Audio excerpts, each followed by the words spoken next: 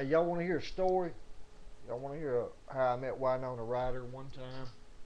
Back in about 1987, I had made friends with this guy, Phil Elins, in the Peabody Athletic Club. We was working out, hanging out, and we'd talked a little bit in the gym, spotted each other on the weights and whatnot, So one night he asked me if I wanted to meet this guy, Billy Swan, if I wanted to go grab some dinner with him after work. And he told me about Billy Swan. Billy Swan, he wrote that song, I Can Help. I got two strong arms, I can help. So, anyway, he's a pretty big star back in 1969, musically and all. And I knew his music and all. I like that song. So I thought, well, yeah, that'd be pretty cool.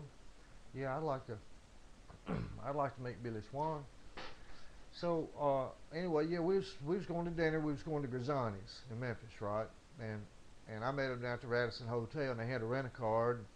And we went out to the car, and we sitting out there in the car. It's like, y'all ready to go? And I said, well, we got to give some people a ride, so we'll be here a minute. And I was like, oh, okay. So a couple minutes later, these two girls and a guy, they came down to the lobby and all, got in the car, and they were all dressed in like 50s garb, right? So, I'm thinking, wow, what are they into, retro out there in L.A. or something? I knew these all Hollywood folk or whatever, but I figured they was on the crew or something too, this movie, Great Balls of Fire, they was all working on that movie. So, anyway, they got in the car and they was all talking, and we were supposed to drop them off at the movie theater on the way. So they was all having this conversation, it sounded as if they may be in the movie or something. And when they got out of the car, when we dropped them at the movies, I asked Phil and Billy Swan, I said, was they actors on the movie or something? He said, yeah, they pretty much the co-stars of the movie. I said, I thought Dennis Quaid was a star, I said, well, they're the co-stars, I said, okay, yeah, cool. So, anyway, I was like, well, who were they? I didn't recognize none of them. So I said, well, that guy in the back seat, his name's John Doe. I was like, John Doe? I thought he was the dead dude, always on the movies and stuff. And they said, well, he's lead singer in a band called X out in L.A., right? I wasn't really familiar with him. But anyway, he played Jerry Lee Lewis's brother-in-law in the movie. But like I said, I didn't know him at the time or whatever. But like I said, it didn't mean much to me. But that was pretty cool, And then I was like, so who's that girl in the middle? And he said, well, her name's Lisa Blount. I was like, really? What's she famous for? What's she ever been in? And they said, oh, she played the blonde girl in Officer and Gentleman. And I was like, oh man, I love that girl. I was like, because me and my buddy would always go around and say that line about I don't want to marry no Okie from Muskogee. I want to marry myself a naval aviator and live my life overseas. You know what she told that dude? That dude, he went DOR. She said, don't you DOR. I don't want to live in Oklahoma. He said, don't worry, baby. I'll get my old job back at J.C. Penney and we'll live on love, he told her. And then she looked right at him. She said, I don't want to marry my old naval aviator. I said, I don't want to marry no Okie from Muskogee. Said, I want to marry myself a naval aviator and live my life overseas. And it's just like the ultimate redneck chick line, like the redneck gold digger. I'm gonna marry a naval aviator and live overseas. So anyway, if we meet a girl and she'd be, kind of redneck and gold digger, then one of us might look at the other one and repeat that line. I'm marrying no naval aviator. And we'd been doing that, I don't know, 6 months, and then, like I said, me and my best buddy, we'd say that line probably 2 or 3 times a week. And I was like, dude, that was Lisa Blount, the blonde chick from Officer and Gentleman.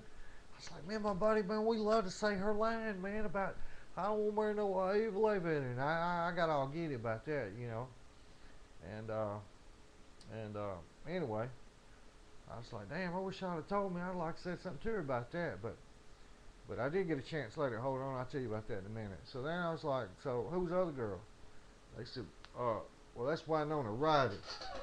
I was like, really, Winona Ryder? I said, what's she ever been in? What's she famous for? And they said, well, she played that girl in Beetlejuice, the daughter, with, Mark Keaton or whatever. I said, Beetlejuice? I ain't never seen that. He's like, yeah, well, that's what she's famous for right now, Beetlejuice. And okay, I said, Winona Ryder. All right. He said, yeah, she ain't but 16. She just been in one movie. I said, oh, okay, that's cool. Winona Ryder. Never heard of it. Of course, that's changed today. Academy Award nominee, I think, or did she win Academy Award? I think she got nominated. But anyway, I thought that was pretty cool. Later on, you know, I was like, dude, I rode the car Winona Ryder, but I especially thought it was cool Lisa Blount being in the car because of the fact that I always copied her line about, "Oh man, no naval aviator." Okay, from Muskogee. "Oh man, naval aviator, live my life overseas. Don't you DOR? I'm gonna work you for JC Penny." Yeah, I thought that was pretty cute. But anyway, um, so I went to work next day. I told my buddy, my best buddy, I run. His name was Mike. Me and him run like that all the time. I said, "Yeah, Mike. Guess what happened to me last night?" He was like, "What?" I said, "You know the blonde chick on Officer and Gentleman? So her name's Lisa Blount." He said, "Yeah, yeah. Okay, from Muskogee." I said, "Yeah." I said, "I met her last night, man. I rode in the car with her." And you know, being a Memphis boy, and not ever really getting out in the world at the time, you know, Michael was like, "Oh man, quit bullshitting. You are the biggest bullshit." I was like, "Oh dude, I did. I met Lisa Blanc. I rode in the car with her. I swear I did." He's like, "No freaking way. Man, you come up with more BS than anybody ever seen in my life. I rode the car with Lisa Blanc." Like I'm just gonna believe some shit like that. Man, what? Your lies are just, they outdo you something. Cause see me, I wasn't a liar, right? But I had, in my life, I've had a lot of strange coincidental things happen to me. I don't know why. I just got it written over my forehead. Strange coincidences happened to me, and you know, he couldn't fathom that, you know, I met this girl, movie star, that we always, you know, we just happened to watch the movie together a few months before, and both happened to like the no Okie from Muskogee. Uh, Sorry about that. Really, I apologize. I had a little cold last week. I'm trying to recover. It ain't easy though. So back to my story. Uh, my buddy Mark, he didn't believe me, right? So next week I talked him into. I said, "Man, let's go down here to Great Balls of Fire and turn our application in to be an extra on the movie." And he was like, "No, you know." I said, "Come on." He said, "All right, all right." So like I say, he didn't really think, you know, that we could do like that, and get hooked up. You know, like I say, Mark he ain't never done that at the time. So I took him down there. We went down there. We was in the hallway by the production office in the Radisson Hotel up on the second floor, and all of a sudden I looked up. I saw Lisa Blanc by the opera, by the elevator, right? And my buddy Mike, he was right there with me. I said, "Oh my God, man, you won't believe it. That's her. That's Lisa Blanc." He was like, "Oh bullshit." I was like, "That's her. Come here." And I walked him over there, and I was like, "Hey, do you remember me?" He said, "I was in the car the other night with them guys. We dropped you off the movies. Remember?" He said, "Oh yeah, I remember you." I said, "Well, the reason why I asked, when I was in the car, I said I didn't know you was Lisa Blanc. I said I just had to tell you that me and my buddy here, we're big fans of yours. We say your line all the time about, I don't want to marry no Ogie from Muskogee. I just want to live my life overseas with the naval aviator." And so Lisa Blanc was like, "Oh really? I like that." And I said, "Yeah." I said, "I'll do anything if you just say that for my buddy." So Lisa Blunt looked right at my friend Mike, and she said, "I don't wear no Okie from Muskogee. I don't wear myself a naive elevator and live my life overseas." And my buddy Mike, he just fell on the floor laughing like crazy. So, so anyway, yeah, I just thought that was rather odd. Like I said, that's how I met Winona Ryder and Lisa Blunt.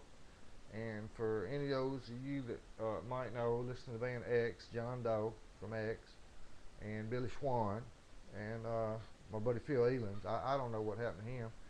I met him again out in L.A. one time when I went out to L.A. in 1989. But anyway, I never seen him since. I guess he did okay for himself in the world. But anyway, that's my celebrity story for tonight, or for right now. I might make another one in a little while. I'll tell y'all about how I met Peter Tork. Y'all want to hear about how I met Peter Tork from the Monkees? Hey, hey, with the Monkees. Yeah, I think I think my next episode of Celebrity Clashes will be about Peter Tork. Tune in. Tune in.